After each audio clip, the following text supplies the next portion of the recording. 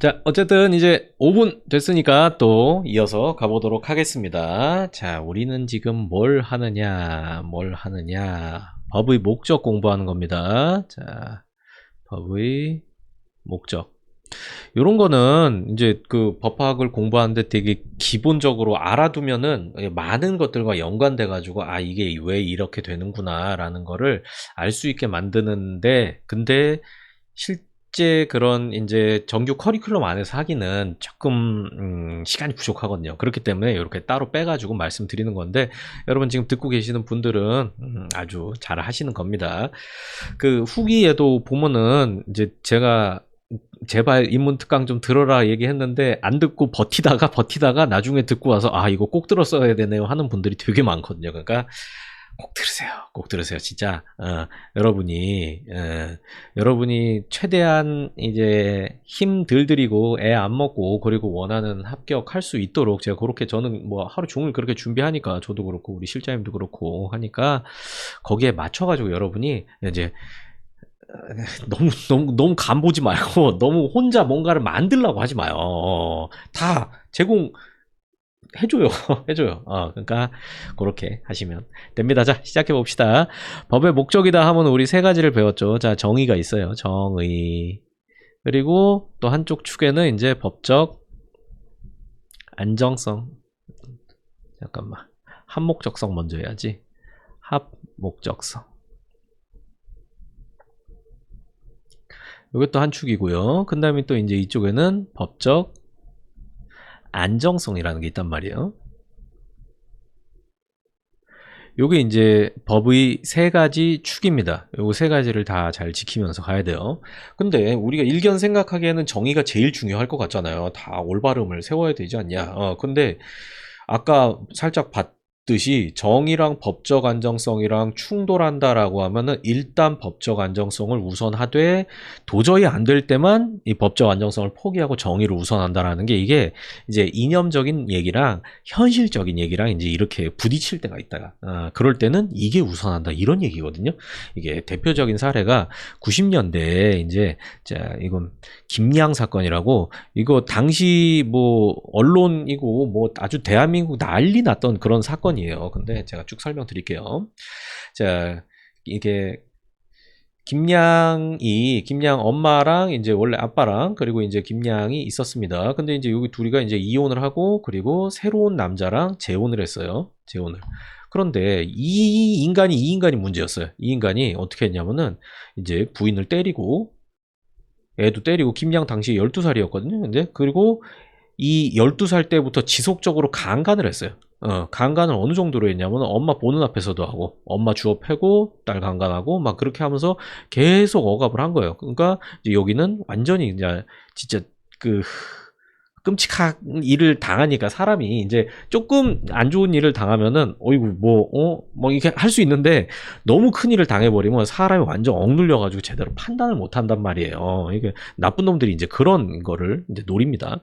하여튼 이제 김양 이렇게 완전 억압받고 막 이제 그러고 있었어요. 이제 그러고 있다가 이제 김양이 대학생 됐습니다. 대학생 돼도 청주에 있는 어느 학교에 갔는데, 그래도 계속 이제 방학이나 이제 금요일, 토요일 이제 되면은 집에 꼬박꼬박 와가지고 이제 강간을 당할 수밖에 없는 이제 그런 상황이었어요. 그러다가 이제 김양이 남자친구를 만나게 되고, 남자친구랑 이제 이렇게 좀 사이가 가까워지고 하다 보니까 이제 뭐 결혼 얘기를 막 하게 되겠죠. 이제 커플 사이에서. 그러니까 이제 김양이 이제 얘기를 한 거예요. 펑펑 울면서 나는 너랑 결혼할 수 없는 몸이다 하면서 이게 자기 살아온 얘기를 막 해준 거예요. 이렇게 하니까 이제 남자친구 너무 깜짝 놀라죠. 그래가지고 내가 너를 지옥에서 꺼내주겠다라고 하면서 김양이랑 같이 김양 집에 갔어요. 그래서 이제 우리 김양을 이제 그만 놔주세요라고 하니까 뭐 이 인간이 듣겠습니까? 미친놈인데. 그러면서 막 이제 폭행을 막 한 거예요. 그러니까 잠깐 도망쳐 나왔다가 이제 이 인간이 술 먹고 자고 있을 때 이제 이렇게 집이에요. 이제 이렇게 방이 이렇게 있으면 이제 여기서 이제 이불 깔아놓고 술 먹고 자고 있었죠. 자고 있었어요. 이 인간이. 근데 이제 남자친구 딱 들어가가지고 여기 올라타가지고 이제 그만 놔줘라 우리 김양을, 그러면서 심장을 칼로 팍 찔렀습니다. 그래서 죽었어요. 그리고 나서 이제 김양은 이제 여기 같이 문도 다 열어주고 이제 했죠. 그런 다음에 이제 남자친구는 도망가고, 그리고 이제 김양은 꼭 강도 당해서 이제 이렇게 강도가 아빠를 죽이고 간 것처럼 막 집도 어지럽혀 놓고, 그리고 자기 머리도 막 헝클어트리고, 그다음에 이제 경찰에 신고를 한 거예요. 그래서 이제 경찰이 이제 와서 봤더니 실제로 아빠는 칼에 찔려서 죽고, 여기도 거의 막 옷 막 찢겨져 있고 막, 그리고 집안 난장판이고, 그러니까 아, 강도가 들었나 보다 이제 이렇게 생각을 했죠. 그런데 이제 여기 왔던 경찰이 이 베테랑 수사관이었어요. 베테랑 수사관인데 딱 보니까 뭔가 이상한 거야. 뭔가 이상한 거야. 그래가지고 김양한테 얘기를 던졌어요. 야, 다행히 너희 아버지가 살아나셨대. 안 죽었대. 라고 하니까 김양이 어떻게 했냐면 거기서 안 돼요. 그 새끼는 죽어야 돼요. 이제 하면서 막 펑펑 울었다는 거야. 그러니까 이제 이상하지. 이제 강도 사건이 아니라 존속살해 사건이 돼버렸죠. 그래서 이제 체포해가지고 조사를 해보니까 이제 남자친구랑 공모해서 죽였구나. 그리고 또 더 조사를 하다 보니까 이제 이런 끔찍한 일까지 알게 된 거예요. 그러니까 처음에 이제 되게 끔찍한 일이긴 한데 사람들이 또 의문을 갖는 게 뭐냐면은, 아니 아빠가 때리면 도망치면 되잖아. 경찰에 신고하면 되잖아. 근데 왜 꼬박꼬박 당하고 있어? 그러면서 너 혹시 뭐 좋았던 거 아니야? 뭐 이제 이렇게 막 쉽게 말하는 사람들도 있었어요. 근데 당시에 이제 이게 하도 이슈가 돼가지고 막 병원 가서 심리 검사도 받고 이제 이렇게 했는데, 그 의사가, 정신과 의사가 이제 판정을 내린 게 이제 완전 노예의 심리 상태다. 하도 억압을 당해가지고 나는 어디 도망가고 뭐 이렇게 할 수도 없고, 도망가봤자 무조건 잡힐 것이고, 그리고 나는 이렇게 하찮은 인생이기 때문에 여기서 이렇게 당하다가 가야 되는 인생이겠거니라고 생각하고 있었다는 거예요. 둘 다. 근데 이 인간이 그걸 어떻게 만들어내? 그러니까 요즘 말로 이제 가스라이팅 뭐 이런 얘기 하죠. 근데 이게 더 독하게 하는 거지. 이 인간이 어떻게 했냐면 이제 지속적으로 구타를 해요. 그리고 계속 말로도 하는 거예요. 너넨 도망쳐봤자 뭐 그런 거 내가 다 잡을 거고, 그 다음에 니네는 가치 없는 인생이고, 그런 거 계속 세뇌시켜요. 그리고 이 인간이 검찰 수사관이었어요. 근데 검찰에서 수사해야 되는 피의자를 일부러 지네 집에 불러온 거예요. 그 다음에 당시에는 이제 구타, 폭행하면서 수사하는 경우가 많으니까 여기 보는 앞에서 여기를 막 주워 패는 거예요. 막 주워 패. 그럼 여기가 막 무릎 꿇고 막 싹싹 빌면서 막 잘못했습니다 막 그러니까 둘이 이걸 보면서 어떻겠어요? 와, 우리 아빠는 엄청 무서운 사람이구나. 내가 절대로 도망칠 수 없겠구나. 이제 이렇게 생각을 한 거예요. 그러니까 이런 거죠. 그리고 더 안타까웠던 게 뭐냐면 김양이 고등학교 시절에 이제 경찰에 신고를 했어요. 신고를 안 한 게 아니라니까. 경찰에 신고를 했는데 경찰에서 이제 얘기 들어보니까 이게 큰 사건이죠. 그래서 수사를 막 시작하다 보니까 이 남자가 검찰청 직원이네? 그러니까 거기서 수사를 종결해 버렸어요. 야, 이거 안 된다 그러면서 종결해 버렸어요.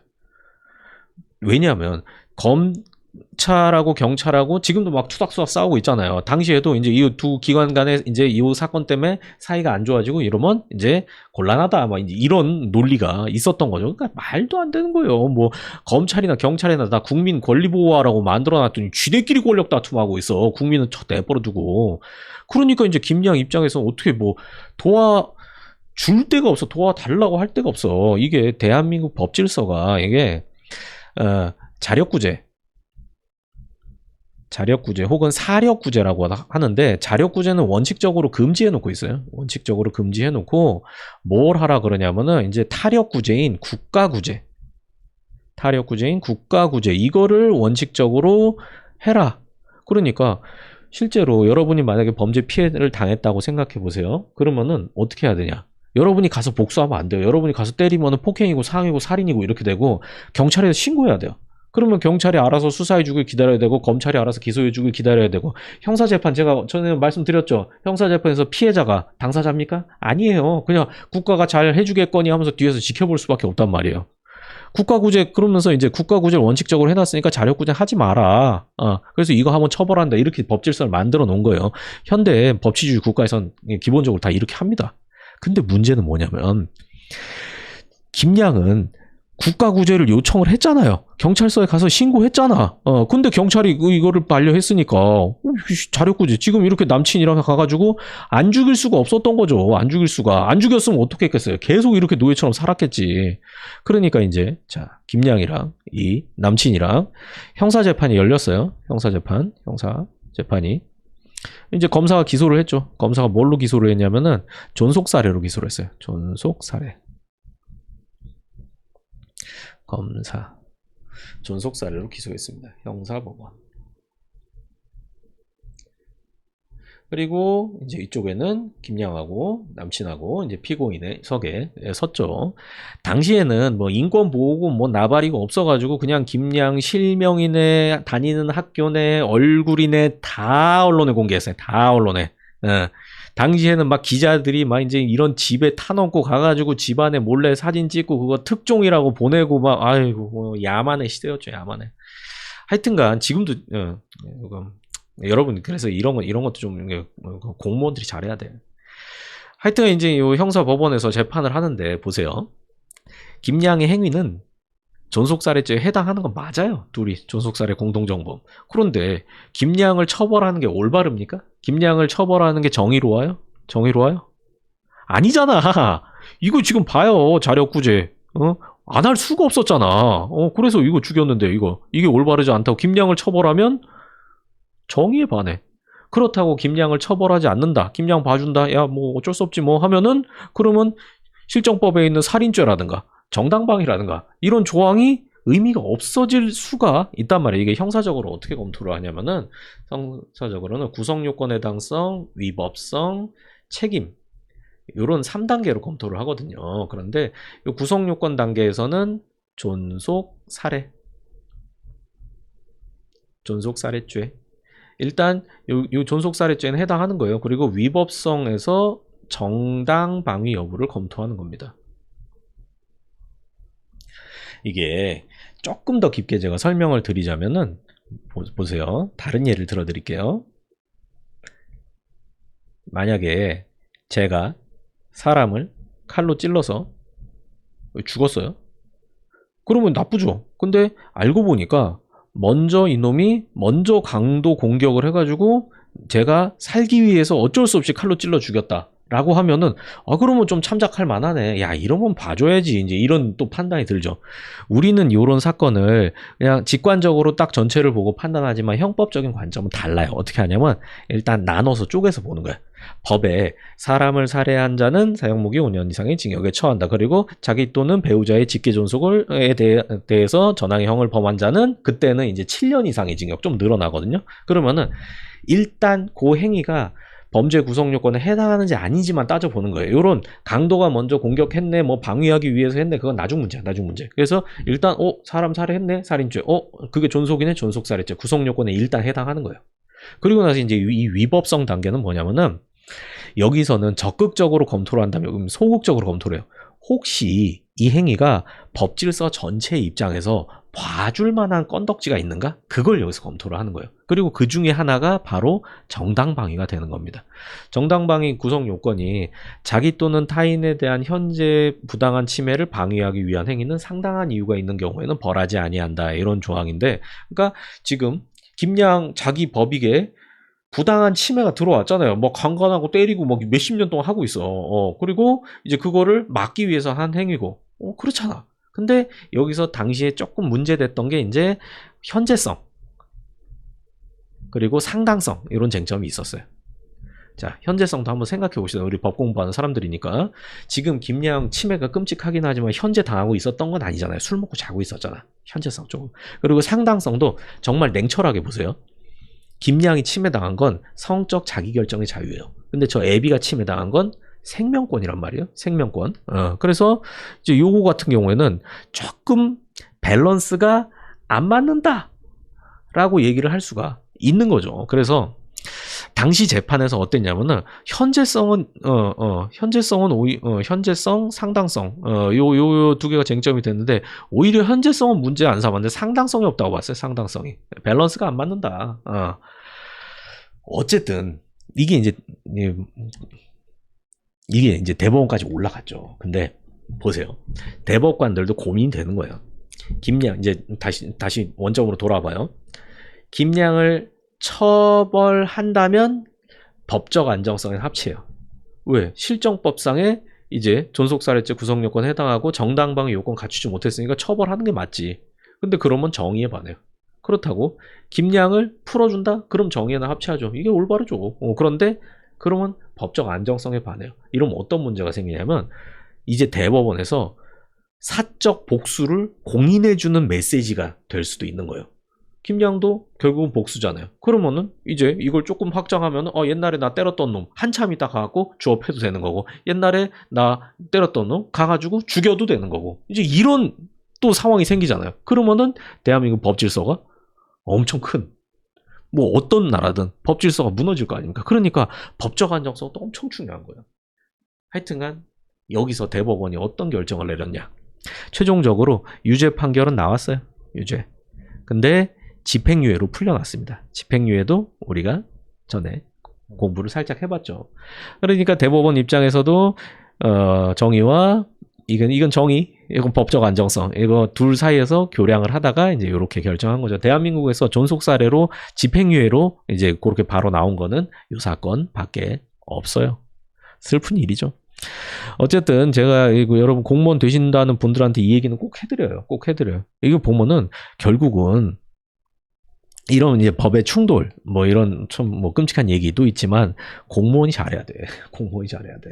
그런 것도 있어요. 그래서 여러분이 어디 가서 어떤 일을 하시든지 사명감을 갖고 하셔야지 이런 국민, 피해를 받는 국민이 나오질 않는 거예요. 이 사명감이 없으면 이런 일을 하면 안 돼요. 하면 안 돼. 되게 힘들 거거든요. 그리고 남일 해줘야 되는 거고, 그 생각보다 여러분 다 아시다시피 돈도 그렇게 많이, 이게 돈 벌려고 하는 일은 아니잖아요. 그러니까 그런 쪽으로 너무, 물론 뭐 생활의 안정을 찾는 거는 중요하죠. 인간의 입장에서 살아가야 되니까. 그런데 너무 그쪽으로만 치우친다라고 하면은 이 여러분의 시험 과정도 괴로울 거고요. 시험 되고 나서 공무원 그 자리에 있는 순간순간이 괴로울 거예요. 그러니까 한번 생각을 해보세요. 내가 좀 물론 내 이속도 차려야겠지만 내가 이런 이타적인 일을, 남을 위한 일을 할 수 있는가 라는 걸 좀 생각을 해보셨으면 좋겠습니다. 어쨌든 자, 얘기는 여기까지입니다. 넘어가 봅시다. 이 얘기만 하면은 좀 마음이 안 좋아져도. 자, 이제 인문 또 가봅시다.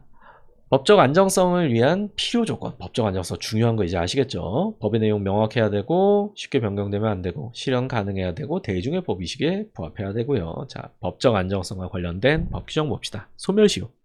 이거는 권리 위에 잠자는 자는 보호하지 않는다, 이런 얘기예요. 그러니까 권리가 있다고 하더라도 권리를 행사하지 않고 내버려 두고 있으면은 권리가 없어져 버려.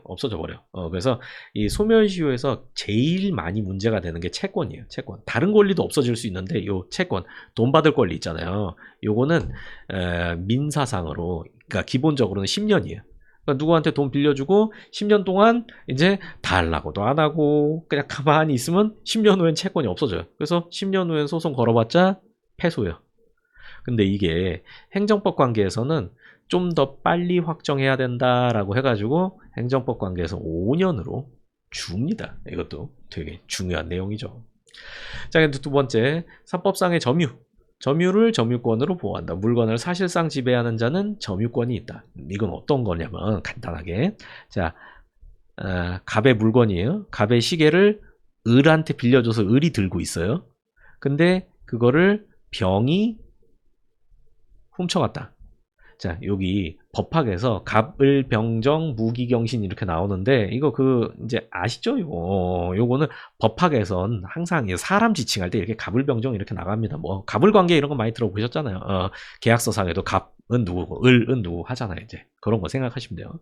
만약 이렇게 된다라고 하면 지금 이 시계 누구 거예요? 갑 거죠. 그러면 을은 피해자일까요? 아닐까요? 을도 피해자로 봐요. 을도.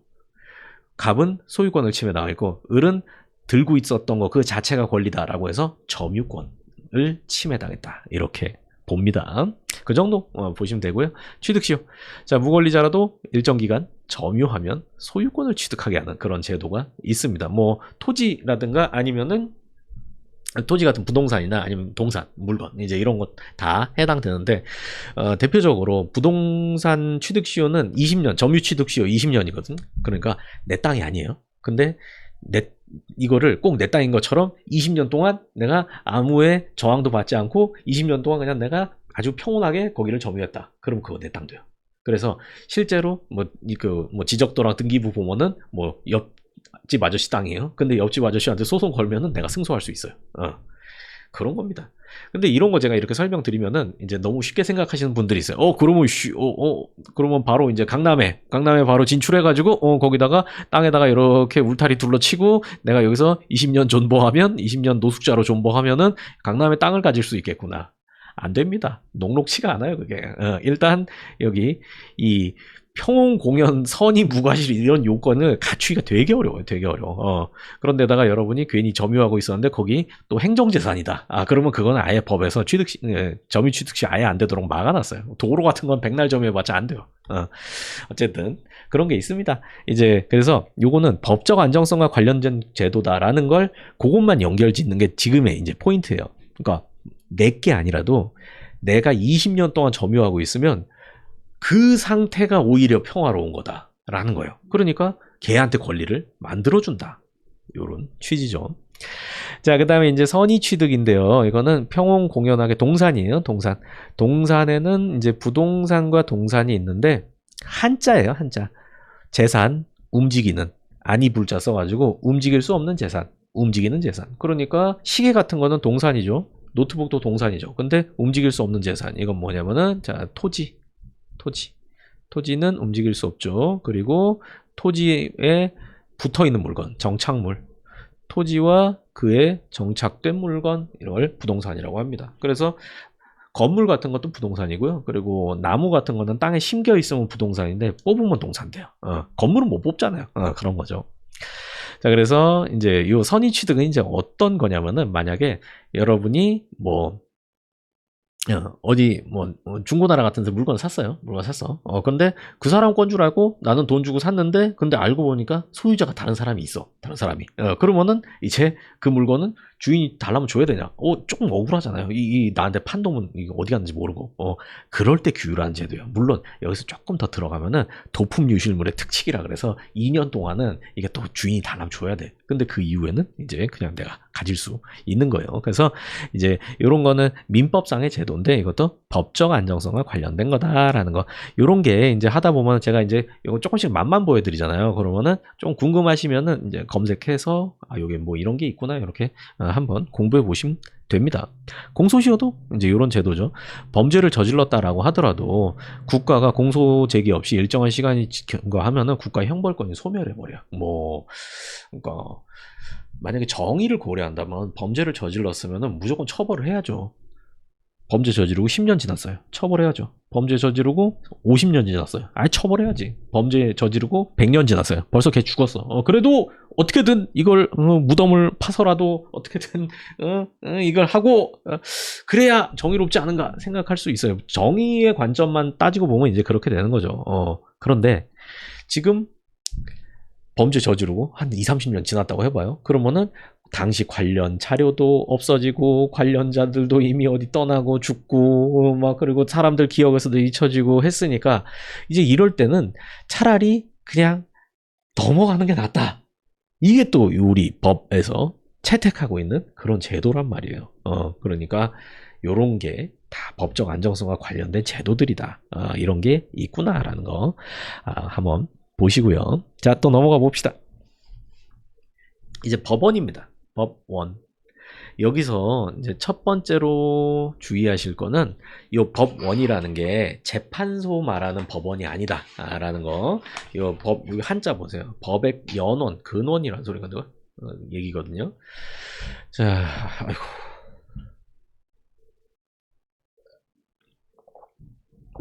법을 형성하는 원동력, 법규범의 타당성의 근원. 어렵죠. 이거예요. 법의 존재 형식, 현상 형태, 이런 의미입니다. 이것도 모르겠죠. 이게 보세요. 자, 만약에 행정법이다 하면은 과연 행정법이 무엇이냐? 뭐가 행정법이야? 이거에 대한 답이 법원이에요. 좀 더 쉬운 걸로 해봅시다. 행정법은 조금 어렵거든요. 그러니까 좀 더 쉬운 형법으로 설명드릴게요. 자, 과연 형법이 뭐냐? 어떻게 존재하냐? 라고 하면 이제 거기에다가 이렇게 대응을 할 수가 있죠. 일단 이름 기준으로 해가지고 이름 기준으로 대한민국에 형법이라는 이름을 갖고 있는 법전이 딱 하나 있거든요. 뭐 살인죄, 망화, 강간, 이제 이런 처벌 규정 있는 그런 형법. 요거는 이제 형법이겠죠. 그리고 그것뿐만 아니라 이름 좀 비슷한 거, 뭐 군형법, 뭐 이런 거. 그 다음에 뭐 폭력행위 처벌에 관한 특례법. 그러면 폭처법이라고 부르죠. 폭력행위 처벌. 그러니까 이거 대충 형법이겠구나. 이제 이런 걸 알 수 있겠죠. 그리고 또 여기다가 이제 뭐까지 됐냐면은 이름은 불문하고 그 내용이 범죄와 형벌을 규정하고 있으면 그것도 다 형법이에요. 대표적인 게 도로교통법입니다. 도로교통법. 도교법 같은 경우에는 이름상으로는 형법에 이제 느낌이 안 나죠. 그리고 실제로 도교법은 행정법으로 분류하거든요. 그런데 도로교통법 조항 중에는 몇 개 조항은 야, 요거 하면 안 된다. 요거 위반하면 형벌 부과한다. 요거 위반하면 징역 3년이다. 벌금 얼마다. 이렇게 규정한 게 있어요. 그러면은 그 법조항만큼은 형법이에요. 그러니까 도로교통법 안에 형법이 존재하는 거죠.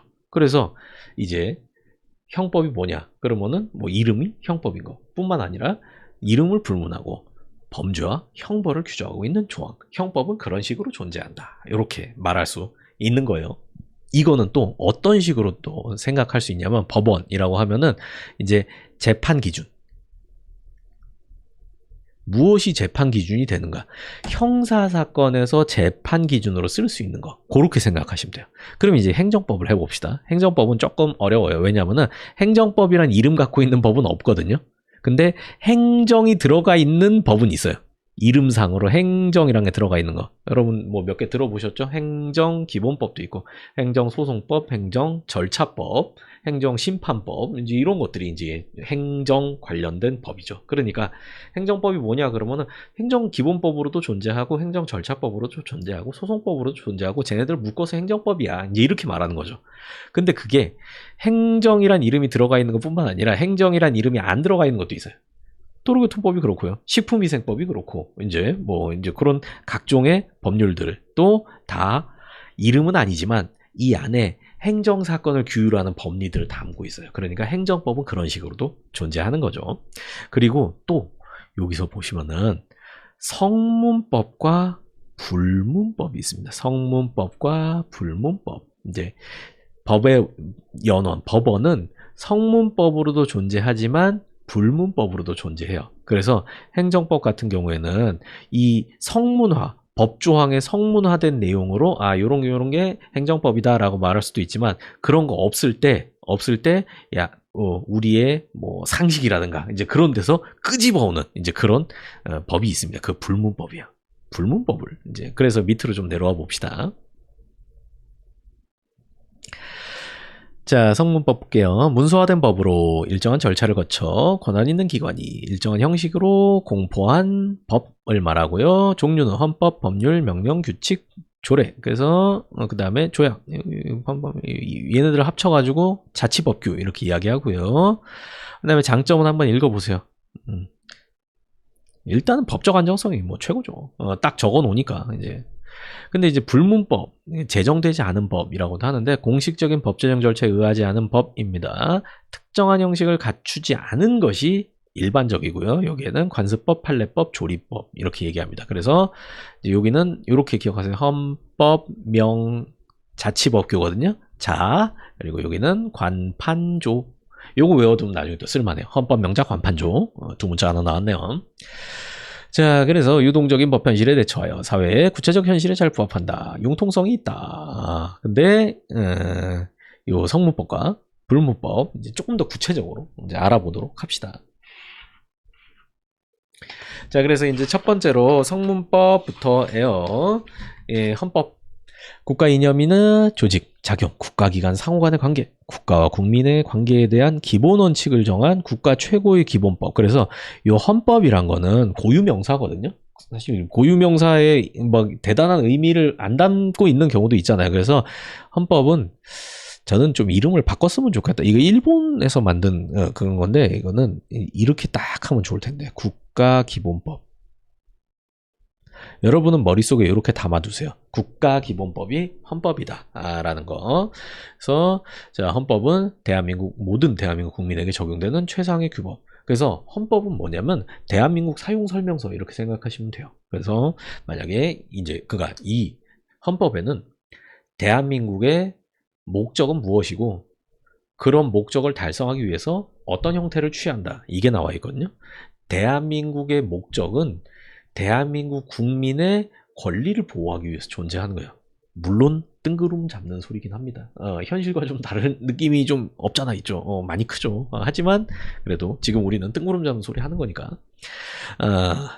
헌법은 그래서 대한민국은 민주공화국이다. 이거부터 딱 시작하고 있잖아요. 대한민국은 국민의 의사에 의해서 국가가 운영되는 그런 시스템을 가지고 있다라고 딱 선언을 하는 거예요. 그런 다음에 이제 앞에 총각 조금 있고 그 다음에 바로 나오는 게 기본권이거든요. 대한민국 국민은 이런 권리를 누린다라는 거. 그래서 뭐 인간의 존엄과 같이 행복 추구권 그리고 각종의 자유권, 뭐 사회권 이런 권리들이 촤촤촤 나오게 됩니다.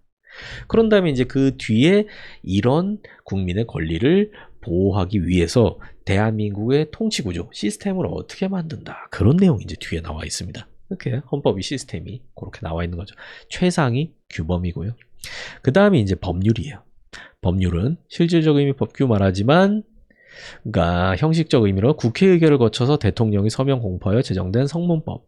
그래서 여기서 헌법, 법률, 명령, 자치법규 할 때 법률은 국회 제정법을 말합니다. 그리고 여기 명령은 지금 한번 읽어보세요. 쭉 한번 명령이랑 여기 보면은 다음 페이지에 조례 규칙까지 지금 쭉 한번 읽어보세요. 시간 잠깐 드릴게요.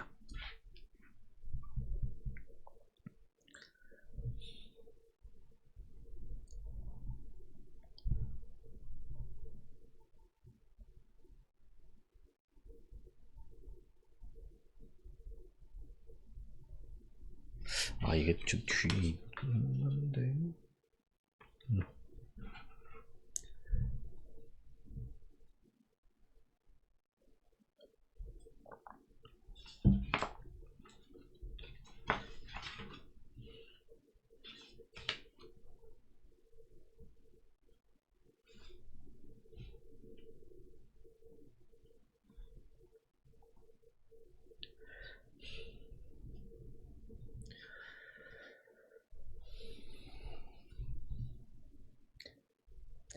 가볍게 쓱 보세요.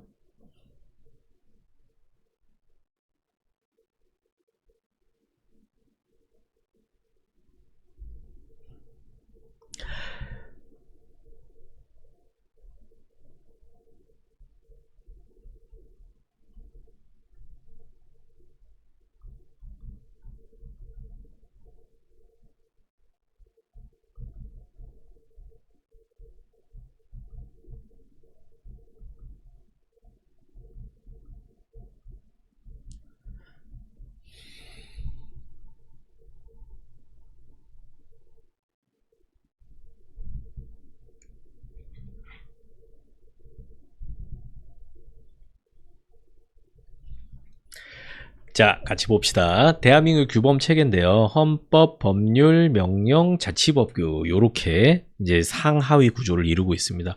헌법은 국가의 최고법입니다. 왜냐하면은 이 민주주의 시스템상 국민이 제정했기 때문에 그래요. 실제로는 이제 국민이 하나하나 다 만들었다기보다는 국회에서 초안을 만들고 국민이 투표해서 확정하니까.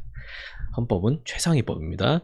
그리고 이제 그 다음 구도는 그 다음 가는 효력은 이제 국회가 제정한 법률, 즉 여의도에서 만드는 거 이제 그게 법률, 그 다음 단계를 이루고 있습니다. 그리고 여기 명령 같은 경우에는 여기는 정부가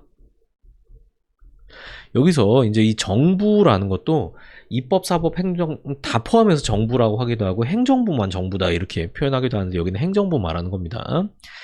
그리고 요 자치법규 요것도 또 정부가 만드는 거예요. 근데 뭐가 다르냐면 여기는 중앙정부가 여기는 지방정부가 지방자치단체가 만드는 게 이제 이렇게 자치법규가 되는 거죠. 그러면은 이제 요 명령에는 또 뭐가 있냐면은 대통령이 제정하는 게 있어요. 대통령이 제정하는 거. 그 다음에 총리가 제정하는 게 있고, 그리고 각부 장관이 제정하는 게 있습니다. 그리고 이제 기타 또 다른 명령들이 있어요. 대통령이 제정하는 걸 대통령령, 이거를 시행령이라고 부릅니다. 시행령. 지금은 이제 윤 대통령이죠. 자, 그 다음에 총리령하고 이거 장관령, 이걸 합쳐가지고 부령이라고 불러요. 부령. 잠깐만. 부령이 아니라 여기는, 지워. 여기서 대응되는 단어는 시행규칙이죠. 시행규칙. 여기 총리가 제정하는 거 총리령이고, 요 장관이 제정하는 거 요거를 부령이라고 부르거든요. 부령. 근데 총리령과 부령은 합쳐서 시행규칙 이렇게 부릅니다. 그리고 이제 나머지 기타가 있는데, 이제 기타는 뭐 대법원 규칙 같은 게 있어요. 대법원 규칙, 국회 규칙, 이런 것들이 이렇게 규칙으로 끝나는 것들이 있습니다. 그리고 이제 여기 자치법규에는 또 나눠지면은 거기 뒤에 읽어보고 오셨죠? 조례와 규칙이 있어요. 근데 여기 골 때리는 게 요 규칙이랑 요 규칙이랑 달라요. 요거는 명령급이고 요거는 자치법규 중에서도 조례 아래급입니다. 조례 아래급. 그럼 이 조례는 누가? 지방 중에서도 여기 국회가 위잖아요. 그런 것처럼 지방의회가 제정하는 거고, 이 규칙 같은 경우에는 지방자치단체의, 지자체의 장이 제정하기 때문에, 장이 제정해서 그 다음 이제 가는 효력을 인정하게 됩니다. 요런 단계로 대한민국 규범 체계가 나눠지는 거고, 그 위에 보면 있었던 조약이나 이제 이런 거는 법률 혹은 명령의 효력을 갖거든요. 근데 일단 핵심적인 거 헌법 명작, 요걸 머릿속에 딱 집어넣으세요. 이게 성문법의 규범 체계가 요렇게 되는 겁니다. 성문법의 규범 체계. 그래서 아까 우리 복습 한번 해볼까요? 법률의 심사는 헌법을 기준으로 하죠. 그래서 요거는 헌재가 심사하는 거죠. 요 옆에 써야지.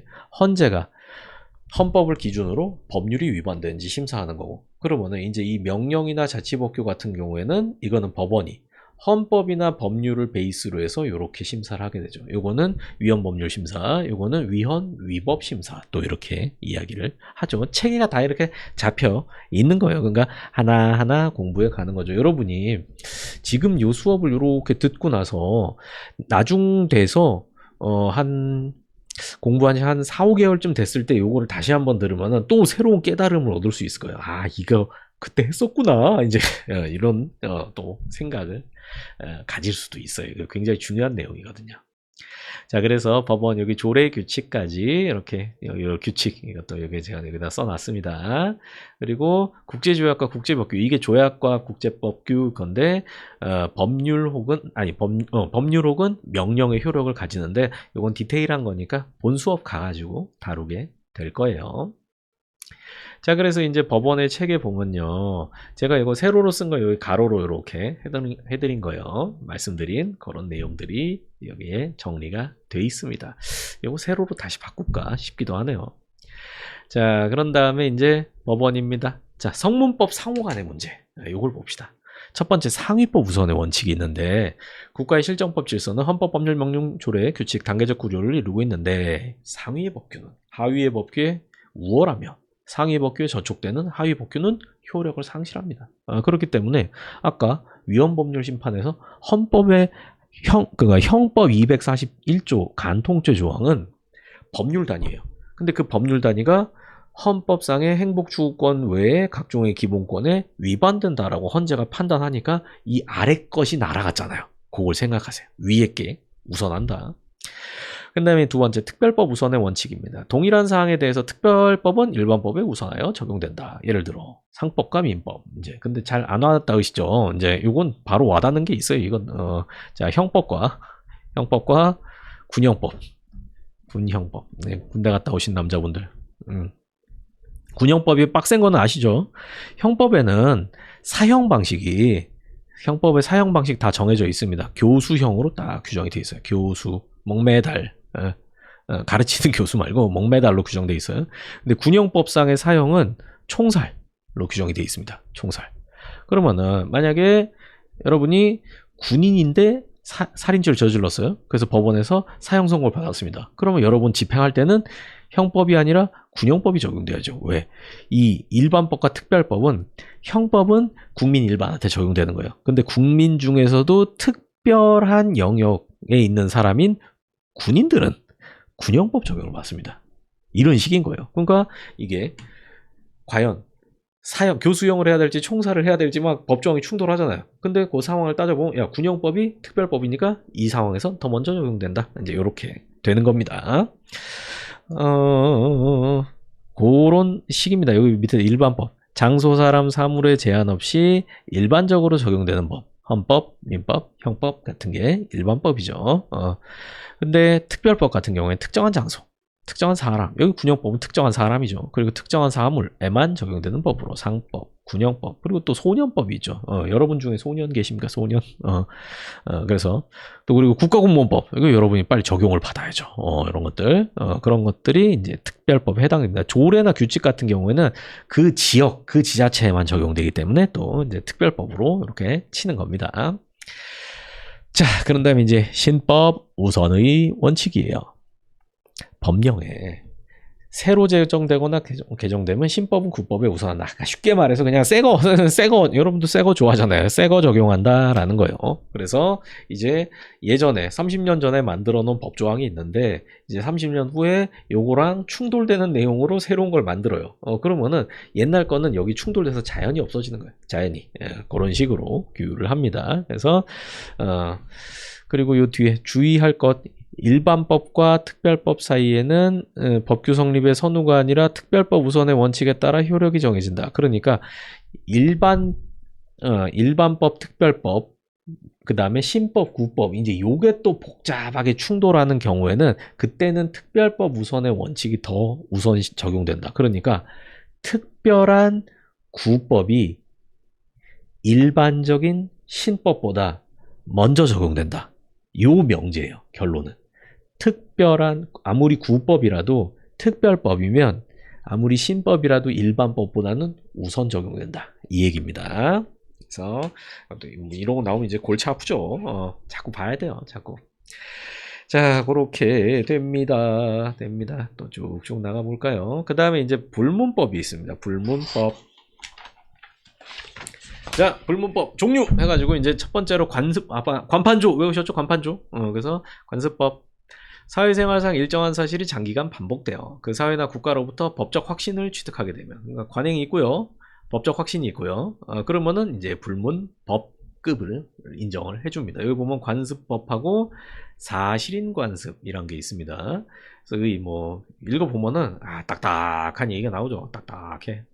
저도 처음에 이제 법대 가가지고 이제 이거 배울 때 뭐 민법 시간에 이거 막 하거든요. 민법 총칙 시간에 이걸 막 하는데 관습법, 사실인 관습 막 하면서 뭐 그때 제가 배웠던 게 뭐냐면은 사실인 관습으로 인정된 게 그 뭐였냐, 종중의 종장은 나이 많은 사람을 선임한다. 뭐 그러니까 종장 막 종지 막 해가지고 이게 뭔 소리가 했는데 이제 이거 제가 설명드릴게요.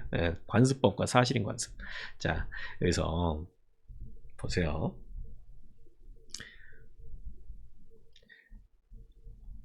일정한 관행이 있다라는 거는 사람들이 자꾸 그렇게 한다는 얘기예요. 사람들이 자꾸 그렇게 한다. 그 다음에 이제 거기에 대해서 법적 확신이란 거는 뭐냐면은 사람들이 그거를 야 이건 법이지, 야 이건 법이지, 따라야지, 국룰이지 라고 생각하는 거예요. 국룰 그리고 우리 말하고 있잖아요. 이런 거예요. 그래서 관행도 있어요. 사람들이 계속 그렇게 해. 그리고 사람들이 그거를 법이라고 여겨. 야 이건 지켜야지, 이거 안 지키면 사람 새끼, 죄송합니다, 사람 are you human being 하면은 그럼 이건 관습법이에요. 관습법 대표적인 게 이거예요. 대표적인 게 길에 로드에 쉬야 응가 이거 한번 생각해 봅시다. 그래서 길에 쉬야 하면 돼요, 안 돼요? 얼마 전에 저 아까 그 밥 먹고 올라오는데 엘리베이터에서 그거 딱 뜨더라고요. 어떤 여성이 심지어 여성이 저기 뭐냐 남의 인형 뽑기 방에서 응가해놨다고. 그래서 피해자가 미안하다고 사과해 막 이렇게 나왔는데 쉬 당연하지 그럼 똥 뽑으러 가? 하여튼간 어쨌든 길에다 쉬하면 돼요, 안 돼요? 안 되지, 안 되지. 사람들은 길에 쉬 안 하잖아요, 안 하잖아. 그리고 사람들이 그거를 당연히 그거 성문법으로 안 써 있어도 길에다가 막 꺼내놓고 막 싸고 막 그러면 안 된다는 거 당연히 알잖아요. 이거 뭐 우리 시대에서만 그랬을까요? 조선 시대는 어땠을까? 조선 시대 때도 막 그렇게 술 먹고 길에다 막 쉬하고 그러면 사람들이 손가락질 했을 거 아니야? 저 새끼 말아 하면서. 그러니까 이거 관습법이에요. 이게 실제로 이 경범죄 처벌법에 입법이 됐어요. 70년대. 그러니까 70년대 전에는 길에 쉬하면 안 된다는 거는 관습법으로 존재하고 있었던 거예요. 불문법으로. 근데 이 실제로 이 성문법 있고 불문법이잖아요. 그러면은 불문법에서 성문법화 되는 것들이 많이 있어요. 그리고 이제 성문법에서 더 이상 의미 없어진다. 그럼 여기서 이제 삭제되고 이제 그럼 나가 떨어지는 경우도 이제 이렇게 있죠. 하여튼 이건 그래요. 근데 어떤 것이 관행은 있어. 근데 법적 확신은 갖고 있지 않아. 그러면은 이거를 사실인 관습이라고 부릅니다. 사실인 관습. 그러니까 그런 관습은 있는데 이거 법은 아니다라는 거. 제가 제일 와닿는 거 말씀드릴게요. 여러분. 공깃밥은 얼마입니까? 공깃밥. 공깃밥 얼마? 1,000원이죠. 공깃밥은 1,000원이어야지. 공깃밥. 근데 만약에 공깃밥을 2,000원을 받는다. 생각해보세요. 여러분, 이거 식당 가가지고 이제 설렁탕이 너무 맛있어. 그래서, 공깃밥 추가요 했는데 2,000원이 올라가 있어. 그럼 여러분 기분 어때요? 바로 이렇게 되는 거지, 바로. 이게 뭐가! 이게 되는 거지. 근데, 그렇다고 해서, 2,000원 받는 업주를 뭐 잡아넣고 콩밥 먹이고 그럴 수 있습니까? 왜냐면은, 이거는, 그냥 관습적인 그냥 1,000원 그냥 룰대로 이렇게 받는 거지만 만약에 정말 땅값 비싼 강남에서 뭐 엄청 비싼 술집에서 이제 오뎅탕에 공깃밥은 2,000원을 받는다. 지금 또 할 말 없지 뭐. 아이씨 더럽다 인심 더럽다 하면서 먹는 거죠. 그러니까 이런 게 바로 사실인 관습이에요. 관습은 분명히 있어. 그런데 이게 법까지는 아니야. 이런 게 사실인 관습입니다. 자, 그래서 우리는 지금 이제 만약에 형법이다라고 하면은 형법 영역에서는 관습형법은 하면 안 돼. 하면 안 돼. 그래서 우리가 만약에 우리 동네에서는 뭐 관습적으로 만약에 물건 훔치는 놈한테는 하루 동안 땅에 묻어 넣었다. 우리는 그랬지라 막 해도 안 돼. 안 돼. 형법 영역에서 안 돼요. 근데 행정법 영역에서는 관습법이 가능해요. 민법 영역에서도 가능합니다. 형법만 관습법 딱 맞고 있어요. 형법만. 그래서 우리 예전에 뭐 그런 거 있었잖아요. 형벌도 조선시대 때 뭐 역적들 어떻게 처단했습니까? 능지처참하고 막 이제 막 거열억 막 이런 거 하고 그랬잖아요. 막 이제 막 매달아가지고 소 막 때리고 하면서 찢어가지고 어우 끔찍해. 근데 그런 거 하면 안 돼요. 그런 거 하면 안 돼. 아무리 관습적으로 많이 해왔다 그래도 안 돼. 형법에서는 안 돼. 근데 행정법 영역에서는 가능해요. 그래서 만약에 성문법은 없었지만 그런 사실이 관행적으로 쭉 이루어지고 있었고 사람들도 그에 대해서 굉장히 믿고 이제 그대로 생활관계를 형성해왔다. 그러면은 이거 존중해줘야 돼요. 그래서 실제로 국세기본법은 아예 관습법이 있으면 그거 존중해라. 그런 취지의 법도 있습니다. 그러니까 이런 관습법 요거 그렇게 공부를 해보세요. 자, 그런 다음에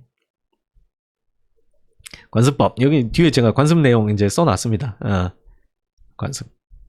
관습헌법 대한민국 수도는 서울. 여기 제가 우선 형법 얘기 여기 했죠. 그래서 형법은 엄청 빡세잖아요. 막 사람 막 죽이고 사형 막 잡아가두고 징역 이러니까 요거는 성문법으로 써놔라. 안 그러면 인정 안 한다. 이게 우리 룰이에요. 이게 우리 룰이에요. 그런데 다른 영역에서는 가능하고 심지어 관습 헌법도 인정이 돼요. 헌법 영역에서도 관습법이 인정이 됩니다. 헌법 영역에서도. 자, 그래서 관습 헌법 요걸 한번 봅시다. 위의 내용은 민법 얘기예요. 아까 살짝 중간에 말씀드렸고 이제 요거 헌법 얘기를 한번 해보도록 합시다. 요것도 우리 저기 행정법 가면은 바로 책에 나와요. 바로 책에. 이게 또 어떤 거냐.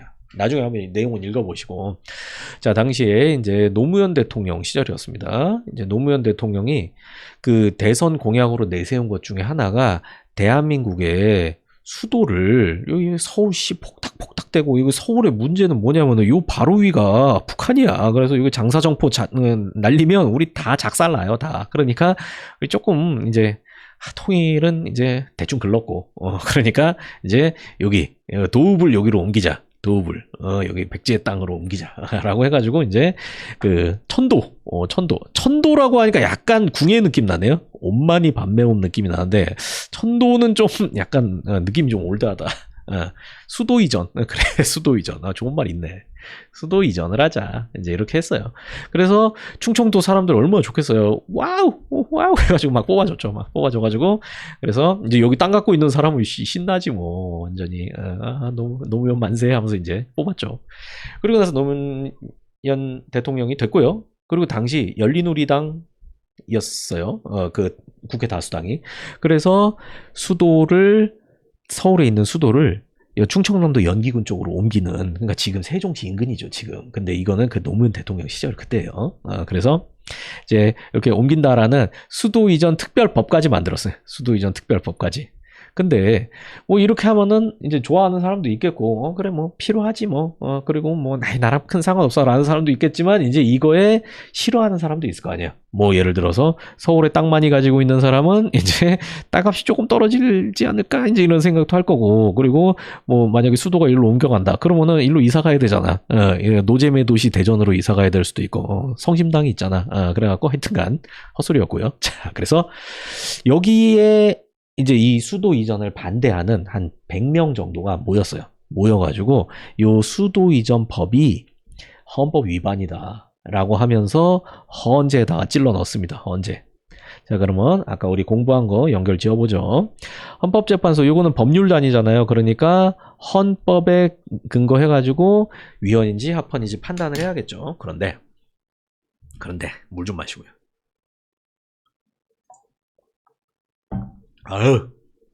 대한민국 헌법에 수도 조항이 없어요. 대한민국에 영토 조항은 있거든요. 한반도와 부속도 설한, 대한민국 한반도와 부속도 설한다 이렇게 영토 조항도 있어요.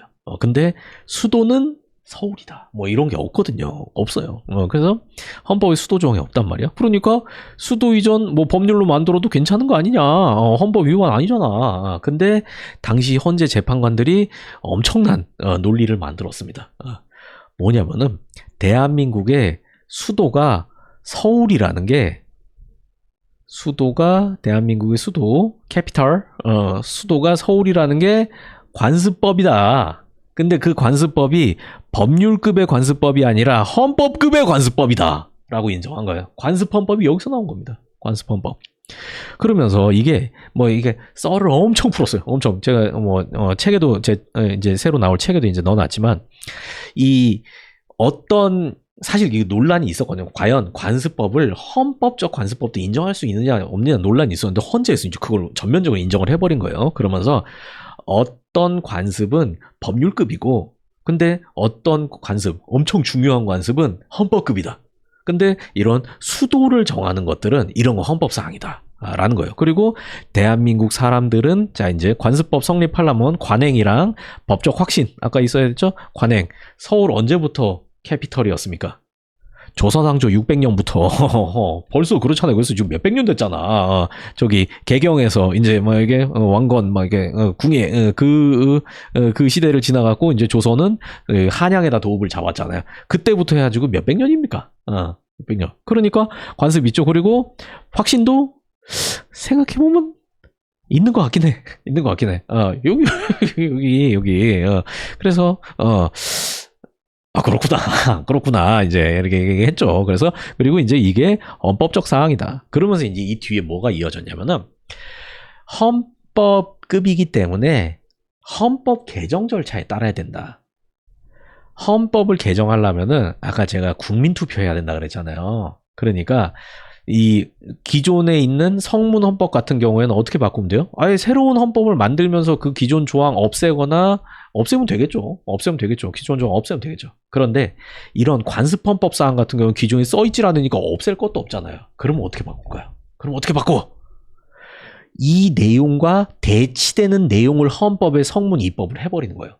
그러면은 이제 신법 우선의 원칙에 따라서 이게 날아가는 거죠. 이런 식으로 바꿀 수 있다. 그러니까 그러면서 결국 논리를 어떻게 마무리했냐?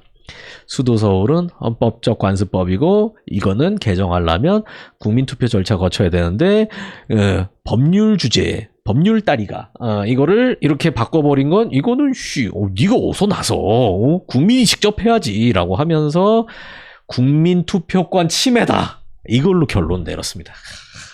이빨이 대단하죠.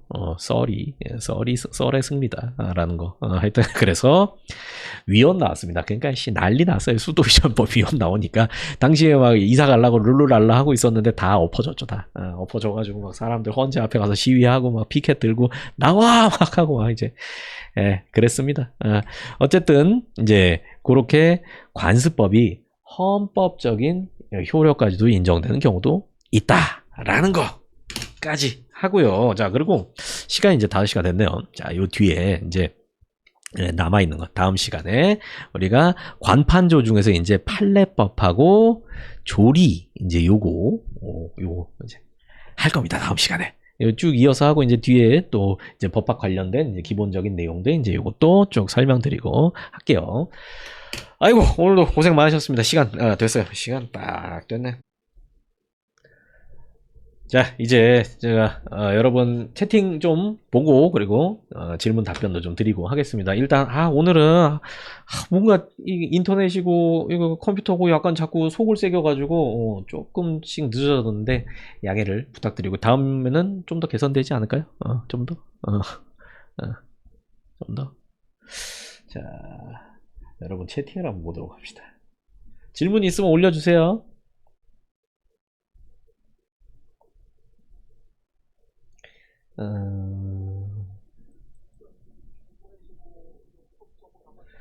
자연의 소리. 기차 소리도 들으셨구나. 여기 기차가 지나갑니다. 여기. 현장감. 홍준성님, 아까 면접 가시는 분이구나. 축하드리고요. 그래. 진짜 쌤이 시키는 대로 하시면 됩니다. 제발 또 문자 넣으세요. 행구벽공공, 비평속보당, 사진금 벌궁, 상정 벌궁함을 좋습니다. 목소리가 더 깨끗하게 들려요. 마이크 바꾸셨나봐요. 마이크 그대로입니다. 주일에 서울나들이, 주일에. 행정학에 고민이 많으시죠, 행정학. 그래서 이거저거 좀 많이 정보를 수집해 보세요, 정보를. 그리고 오늘 수업은 여기까지. 송상호 선생님, 메가 신용환 선생님, 서현 선생님, 군무원, 강아에다 송상호 선생님,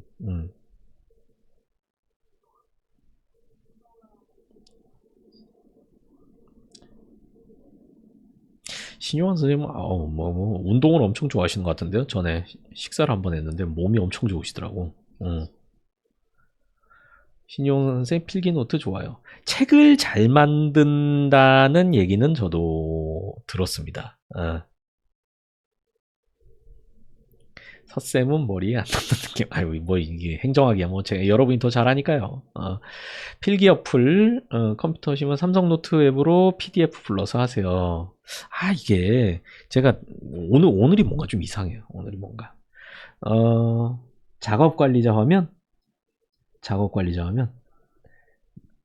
작업관리자에서 뭘 좀 지우고 그렇게 해야겠군요. 그래 내가 적어 놓을게요.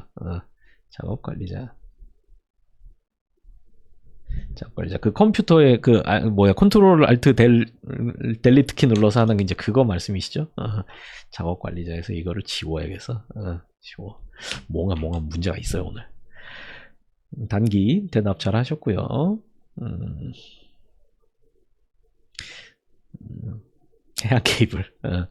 여기 가려져요 하면 바로바로 얘기해 주시는 거 이거 좋네요. 제가 막 하다 보면은 여기 안 보여가지고 유튜브 방송하면 오늘은 그 DVR 사용 버튼, DVR 사용 설정 요거는 그렇습니다. 아까 봤어요 이거는. 빛날령님 질문 있고요. 오늘은 뭐가 없네. 오늘은 저기도 없고 광고도 없고 아쉽네. 기장꼼장어님 안녕하세요. 내일저무입니다. 달달한 목소리 들으니 좋네요. 감사합니다. 화면 이쁘예요. 이거는 설정하면 돼요. 저도 이거 해보고 있거든요. 여기 설정을 해서 자기가 화질 설정을 딱 해놓으면은 그러면은 이제 덜 뿌얘지더라고요. 중간에 약간 그랬구나. 방가님도 오셨네. 방가님 저기 합격하셨잖아요. 합격하셨잖아. 잘 좀 하시고요. 고생하셨습니다. 특별법 우선의 원칙이요. 예를 들어 용인시 조례 규칙이 도로교통법에 우선하는 건가요? 아니요. 상위법 우선이니까. 상위법 우선. 아까 특별법 우선하고 신구법 우선하고 이제 그거입니다. 상위법 우선이 그러니까 그냥 레벨이 급이 깡패예요. 어디 조례나 규칙 따위가 법을 위반해? 그러면 이거 아닙니다. 아시겠죠? 그게 또 처음 이렇게 듣고 나면은 막 헷갈린단 말이에요. 교재 PDF 파일로는 판매 안 하겠지용. 요거는 한번 제가 물어볼게요. 교재는 8일에 판매되나요? 잠깐만. 교재가 말이죠. 8일, 지금 목표는 8일입니다. 목표는 8일, 혹은 9일, 어쨌든, 다음 주에는 나옵니다. 다음 주에 나와. 교재는 괜찮아요. 교재는, 제가 정말 여러분이 물 흐르듯이 싹 읽어서 이제 할 수 있도록 그렇게 신경 많이 썼고요. 그리고 요 헷갈린 거 이렇게 비교하고 위아래랑 이제 옆으로 비교해서 할 수 있는 거 이제 그런 것도 해놨고, 그 다음에 문제도 되게 많이 실어놨어요. 그래서 문제 이렇게 펼쳐보고 이렇게 같이 보면서 풀 수 있도록 하는 거예요. 여러분이 그 의견 주신 것들 많이 반영해가지고 했습니다.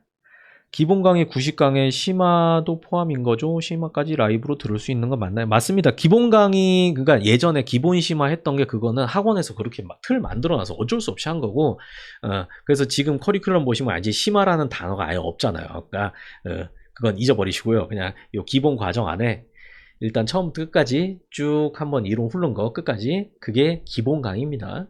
그리고 그 뒤에 이어서 있는 거 요약 강의. 요약 강의는 이제 다시 처음부터 끝까지를 짧게 치는 거예요. 짧게. 근데 요 기본 강의가 예상에는 제가 한 90강 정도인데 사실 그거는 조금 차이가 조금 있을 수도 있어요. 제가 이제 요런 여러분들 흐름이나 이제 그런 걸 여러분 이해도나 이제 그런 걸 보면서 조정을 하니까 그거는 이제 딱 90강이 맞지 않을 수 있다. 좀 늘 수도 있고 좀 줄 수도 있고 이제 그렇다라는 거. 그거는 감안해 주시고요. 크게 차이는 안 날 거예요. 크게는. 그리고 뭐 심화, 그리고 제가 이번에는 그 요약까지 그렇게 일단은 지금 큰 변동이 없는 한 그때 라이브로 이렇게 한다라고 말씀드렸는데, 제가 이제 그 만약에 무슨 커리큘럼이 막 생겨서 도저히 이제 이 시간이랑 이렇게 충돌돼 가지고 라이브를 할 수가 없게 되는 상황이 있을 수도 있어요. 근데 이제 가급적이면 그런 상황은 안 만들려고 하는데, 혹시나 만약에 그렇게 된다면 이제 그런 일은 그냥 안 만들고 싶습니다. 저도. 그래서 일단은 제가 요약 특강까지는 이렇게 최대한 라이브로 끌고 가고, 그리고 그 뒤에는 어떻게 될지 모르니까 이제 그렇게 한 겁니다. 그 요약까지 제가 이렇게 다 오픈해서 하니까 여러분들도 좀 많이 도와주시고요. 도와주시고, 저도 이제 새로 시작하는 거니까 여러분 다 아시잖아요. 그래서 좀 여러분도 많이 좀 수강해 주시고, 주변에도 추천해 주시고, 좀 좋은 후기도 좀 써주시고 그렇게 해주세요. 교재는 진짜 잘 나올 겁니다. 유진리님, 저랑 저기 카페에서 채팅 한번 합시다. 도현님, 자전거는 도로교통법상 차마에 해당하여 인도주행이 불가한데 용인시 조례에서 가능하다는 시작하기. 그러니까 만약에 그럴 수는 있겠죠. 이제 법에서 하위 법규로 달리 정하는 거를 용인하는 조항이 있다라면은 그때는 그 지역별로 달리 정할 수 있는 거죠. 그러니까 국회에서 도로교통법을 어떻게 만들었는가 그걸 신중히 따져 봐야겠죠. 근데 이거는 이 도현님 이거는 혹시나 저쪽에서 그렇게 뭐 시전하는 쪽이 공무원일 것 같은데 경찰이나 공무원일 것 같은데 그쪽에도 뭔가 근거가 있지 않을까요? 그래서 그거는 한번 좀 따져 보시는 게 좋을 것 같아요. 그래서 현실은 되게 복잡하거든요.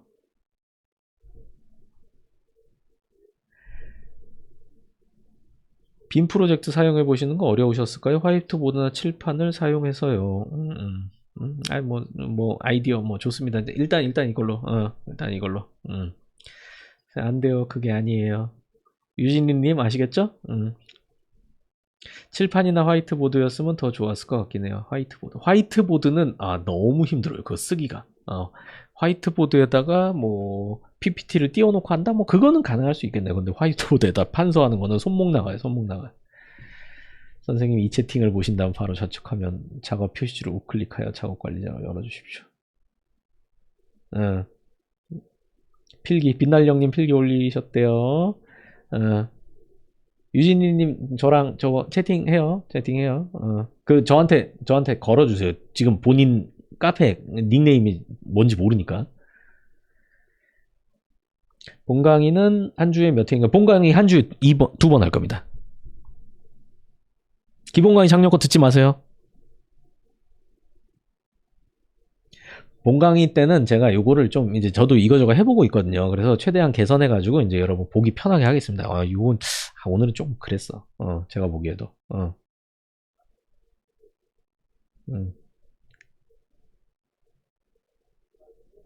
그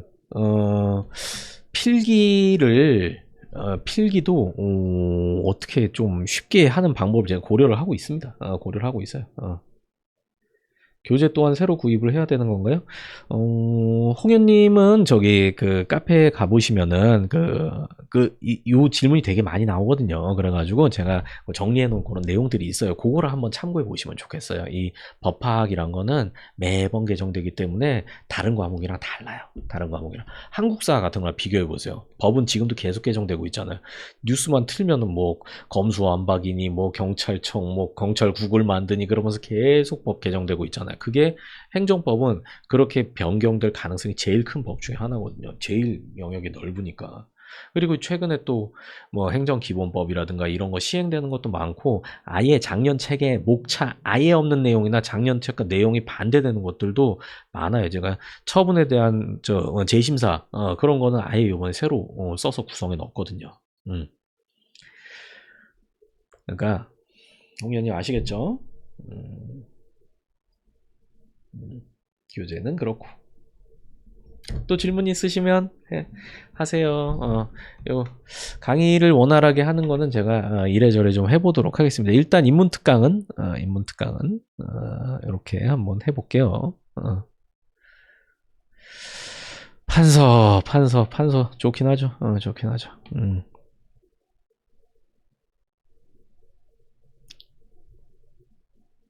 교재 출간할 때 링크 당연히 올려드리죠. 홍현님은 홈페이지 가서 꼭 그 카페 가서 그 글 꼭 찾아보세요. 공지에 실장님이 이렇게 올리신 거에 그 과거 뭐 이렇게 자주 묻는 글 해서 이렇게 링크 또 정리 한번 해주셨더라고요. 그거 꼭 보시고요. 공지는 당연히 올려드립니다. 당연히. 질문이 이제 힘내세요. 오늘 뭔가 지쳐 보이셔서 이것 때문에 지쳐요. 이것 때문에. 이게 뭐가 잘 안 돼가지고 그리고 날씨도 좀 꿉꿉하네요. 이럴 땐 전에 막걸리를 맛있겠다. 갑자기 힘이 나는데요. 갑자기. 오늘도 감사합니다. 여러분들 제가 계속 요거 잘 안 돼갖고 진짜 좀 마음이 좀 안 좋아요. 이놈의 컴퓨터 다 때려 부숴버릴라 그냥. 고생하셨습니다. 오늘은 여기까지 하면 되겠네요. 수고하셨습니다. 고생했어요. 수고하셨습니다. 오늘 여기서 끝!